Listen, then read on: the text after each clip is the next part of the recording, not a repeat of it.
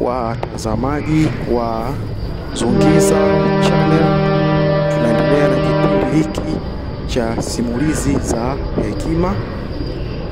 Katika kipindi hiki tujaribu kudodosa mambo mbalimbali, masala mbalimbali ambayo kwa namna moja ama nyingine yanahusu maisha.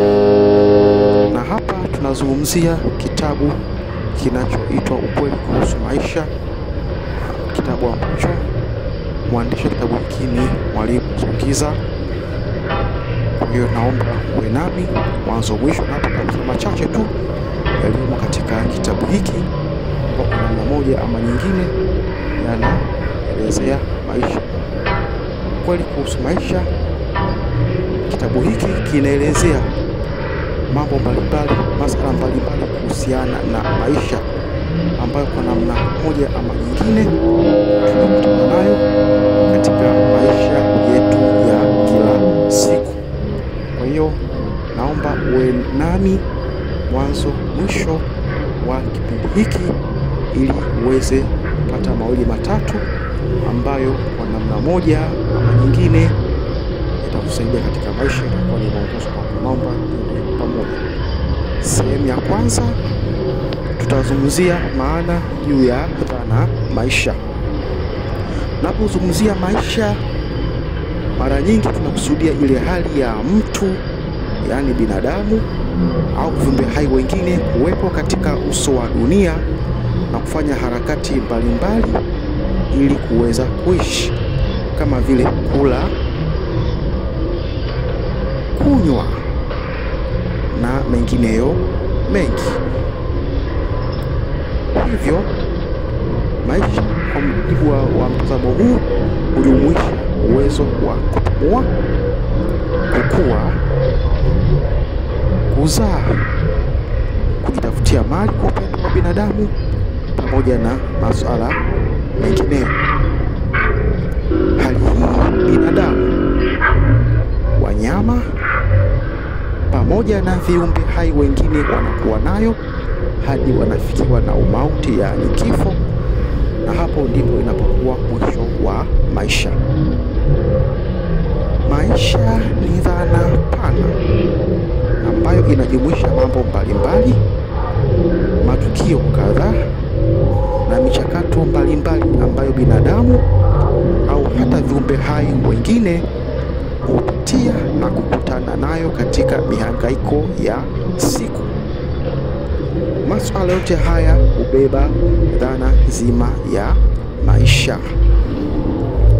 Maisha ya binadamu hujumuisha nyanja mbalimbali. Tunapozungumzia nyanja za kimaisha, tunalenga vipengele mbalimbali ambavyo hugusa maisha ya binadamu ya kila siku. Vipengele hivi huweza kuwa vya kiuchumi, kisiasa, kijamii na hata kiutamaduni. Katika kipengele cha kiuchumi hujumuisha uzalishaji mali, biashara, viwanda, ujasiriamali, uvuvi, mawasiliano na uchukuzi, uchimbaji madini na mengineyo. Vitu hivi kwa ujumla vinatokea katika maisha ya binadamu ya kila siku. Mathalan, suala la uzalishaji mali hujumuisha mtu kujipatia kipato kwa lengo la kuendesha maisha yake ya kila siku.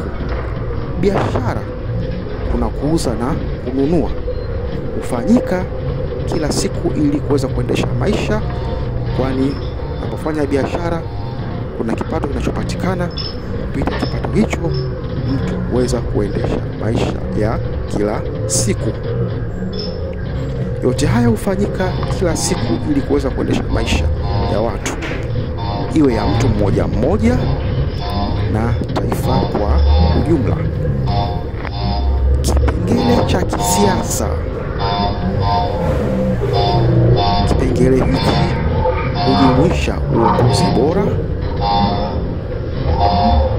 haki za kidemokrasia kama vile kuchagua viongozi, kupiga kura na mengineyo.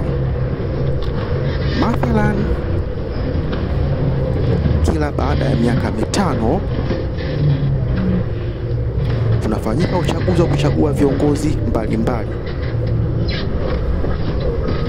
Hivyo watu wanapata nafasi ya kupiga kura kuchagua viongozi. Kwa upande wa kipengele cha kijamii, hujumuisha ile mkusanyiko mpana wa watu katika eneo mahususi. Hapa hupatikana mishughuliko mingi ya watu tofauti tofauti na mchangamano wa watu mbalimbali. Hivyo vitu kama utatuzi wa migogoro na utunzaji wa amani ni jambo muhimu. Pia uwezo wa kuishi vizuri na wengine kwa namna iliyo nzuri ni jambo muhimu. Katika maisha tunayoishi hujumuisha mambo mengi ya kijamii, hivyo yapaswa watu kuwa na ujuzi, weledi na maarifa ya namna gani mtu ataweza kuishi vizuri na wengine. Katika kipengele cha kijamii, mahusiano pia hujumuishwa.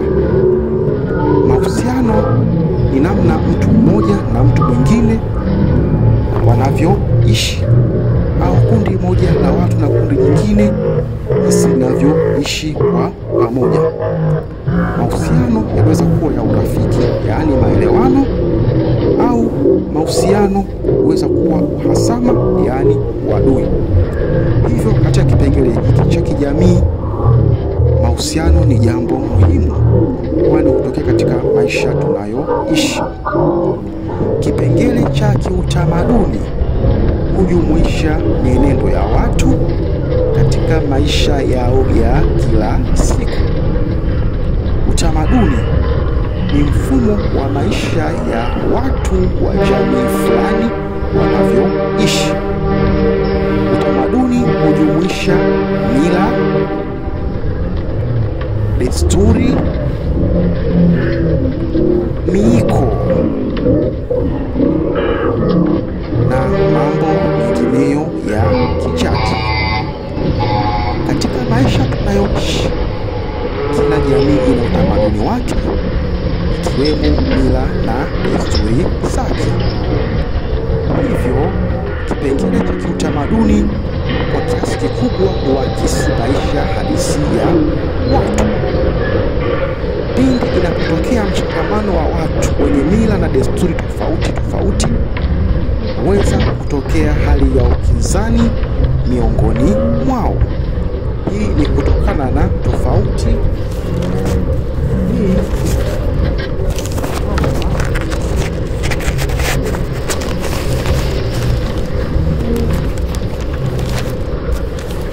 kutokana na tofauti za tamaduni zao, mila zao na desturi zao. Hivyo migogoro inaweza kutokea. Kwa hiyo yapaswa kuvumiliana na kustahamiliana. Mitazamo kuhusu maisha. Mitazamo kuhusu maisha ni namna ambavyo watu wanaona au kudhani juu ya dhana inayoitwa maisha. Mitazamo ya kimaisha baadhi yaweza kuwa sahihi na halisia, lakini kwa upande mwingine baadhi ya mitazamo mingine sio sahihi na halisia. Kila mtu ana mtazamo wake juu ya maisha. Watu wanatazama maisha tunayoishi kwa namna na hisia tofauti tofauti. Mathalan, kipengele cha mafanikio.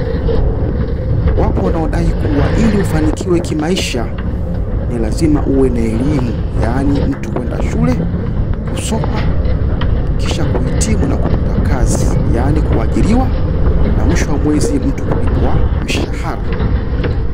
Kupitia njia hii mtu anaweza kufanikiwa na kupiga hatua kimaendeleo.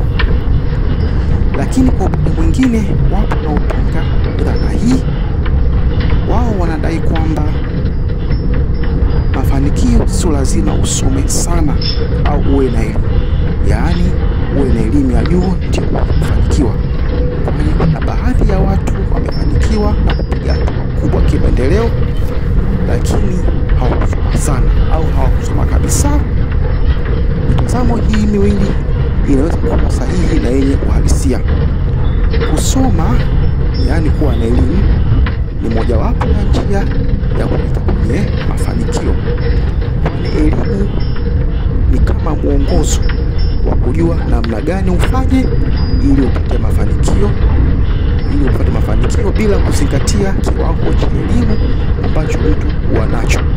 Na si lazima elimu uipate ukiwa shule peke yake, bali hata katika mazingira ambayo wewe yanakuzunguka, kwa namna moja ama nyingine unaweza kupata elimu. Kwani elimu hujumuisha maarifa na ujuzi. Kile hicho cha mafanikio, wapo wanaodai kwamba mafanikio huja kwa kutafuta, yaani kuhangaika, kujituma na kufanya kazi kwa bidii. Mtu atakapoamua kujishughulisha ipasavyo katika shughuli mbalimbali za kimaendeleo kwa hali na mali, mwisho wa siku hufanikiwa na kupiga hatua kimaendeleo, tofauti na yule anayeboteka mvivu asijishughulishe na chochote. Kwa namna moja ama nyingine, mtazamo huu unaweza kuwa na uhalisia mkubwa, kwani mara nyingi watu wengi waliopata mafanikio na kupiga hatua kimaendeleo wamejituma ipasavyo basi na kukata tamaa licha ya changamoto lukuki walizokumbana nazo na hatimaye kupiga hatua kimaendeleo. Kwa upande mwingine, wapo wanaodai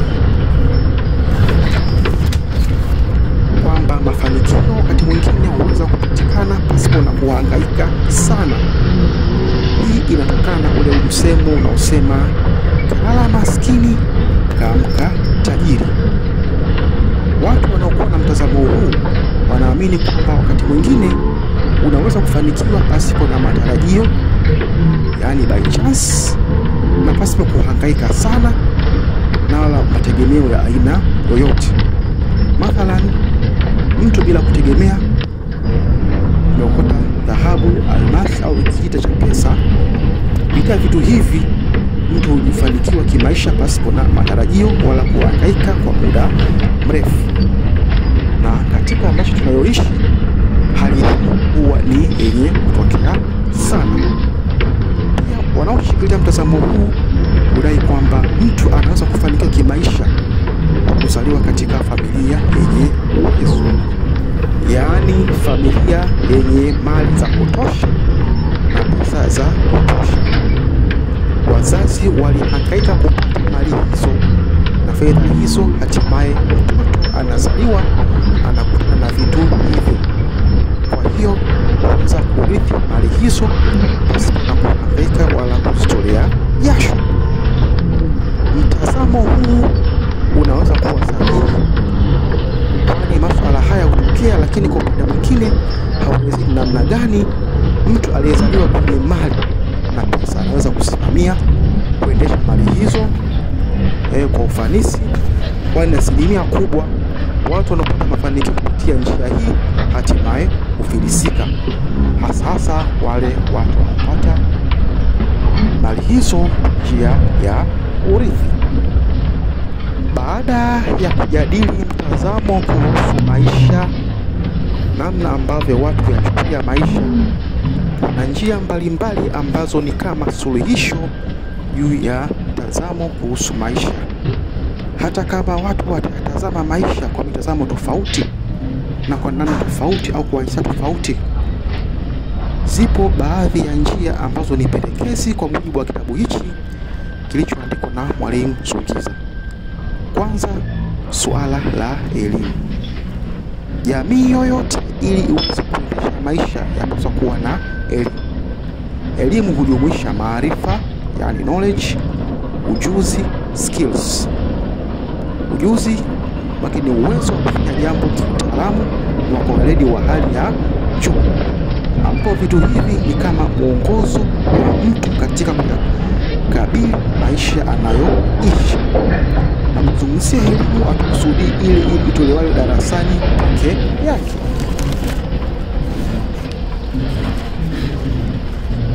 Yaani mtu kwenda shule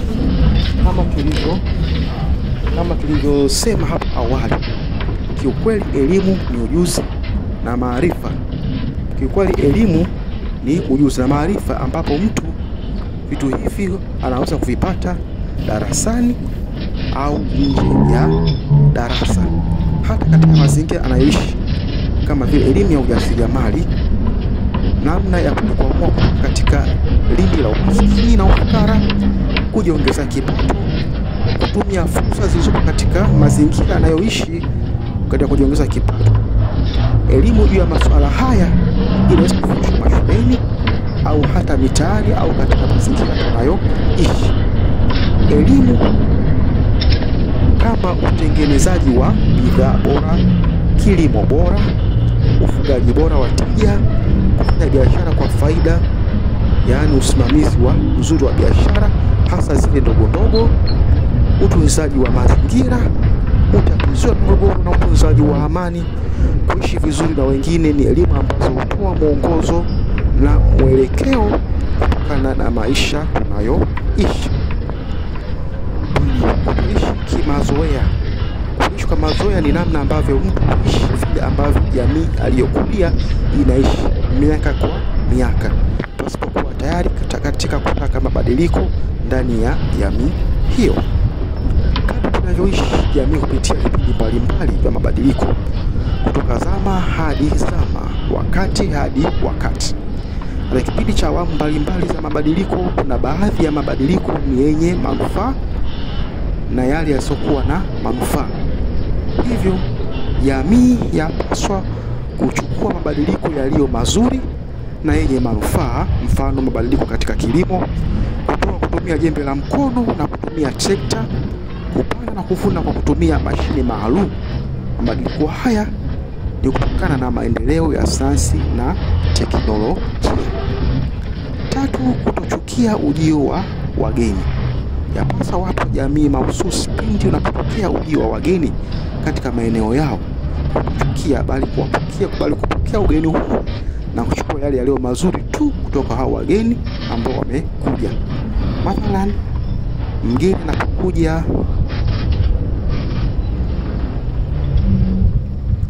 anapokuja sehemu na kufanya uwekezaji, kwa namna moja ama nyingine atarahisisha upatikanaji wa huduma muhimu ambazo hapo awali hazikuwepo, na hata pia nafasi za